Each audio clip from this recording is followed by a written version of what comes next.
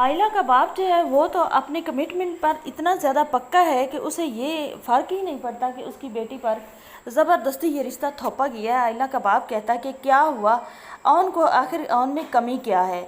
On business अपना कर रहा है और ऑन घर का बच्चा है, देखा भाला बच्चा है। और बी जी जो थी, बी जान, वो तो शुरू दिन से चाहती थी कि आयला और ऑन की शादी हो जाए, लेकिन वो किसी को ये बात कर नहीं सकती थी क्योंकि आयला की माँ तब ये बात सुनने के लिए बिल्कुल तैयार नहीं थी।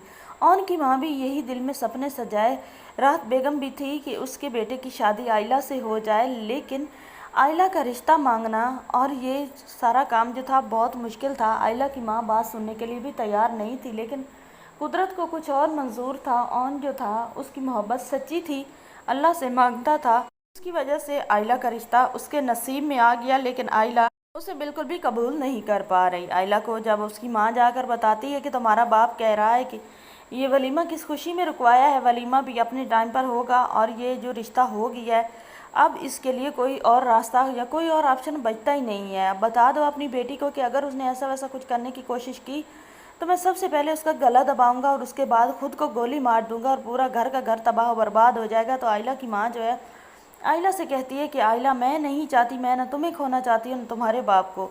ऑन घर का बच्चा है। आयला की माँ भी अब वही बात करती है पहले जो कह रही थी कि उसके बाप से बात करेगी। अब जब बात करके उसे कोई रिस्पांस नहीं मिलता और उसे सिर्फ़ और सिर्फ ख़तरा ही मिलता है और ख़तरे वाली बात मिलती है, तो वो भी बहुत ज़्यादा डर जाती है। अपनी बेटी से कहती है कि आयला तुम ऐसा वैसा कुछ ना करना जिसकी वजह से तुम्हारे बाप को तकलीफ़ पहुँचे और कोई नुकसान कर ले अपना या तुम्हारा।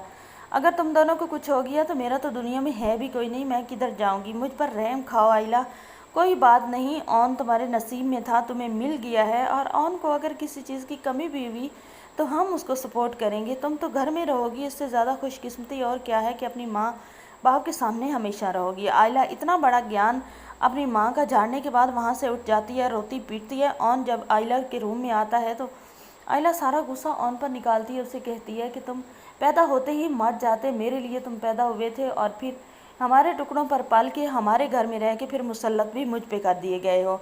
तो मुझसे कुछ किसी अच्छे की उम्मीद मत रखना और ये मत समझना कि तुम मेरे हस्बैंड हो या कोई हस्बैंड वाली रोब जमाने की कोशिश मत करना, ठीक है, वरना मैं खुद को ही ख़त्म कर दूँगी। अब जो ऑन होता है वो कहता है आयला से कि आयला तुम दिल से सोचो, मैं तुमसे मोहब्बत करता हूँ, थोड़ा ठंडा दिमाग करो, मैं तुम्हें कुछ भी नहीं कहता, तुम जो चाहोगी वो ही होगा और तुम्हारे ऊपर मैं मुसल्लत नहीं किया गया। तुम मुझे फ्रेंड समझ सकती हो, बेशक तुम मुझे अपना हस्बैंड बिल्कुल ना समझो और मैं ना तो तुम पर किसी किस्म की कोई सख्ती करूँगा। ऑन की मोहब्बत, हमदर्दी, इखलाक जो है आखिरकार आयला के दिल में उसकी मोहब्बत पैदा कर ही देगा। लेकिन इधर रिमला जो है, रिमला तो पागल हुई जा रही है क्योंकि ऑन उसका क्रश था और वो आयला के हिस्से में आ गया।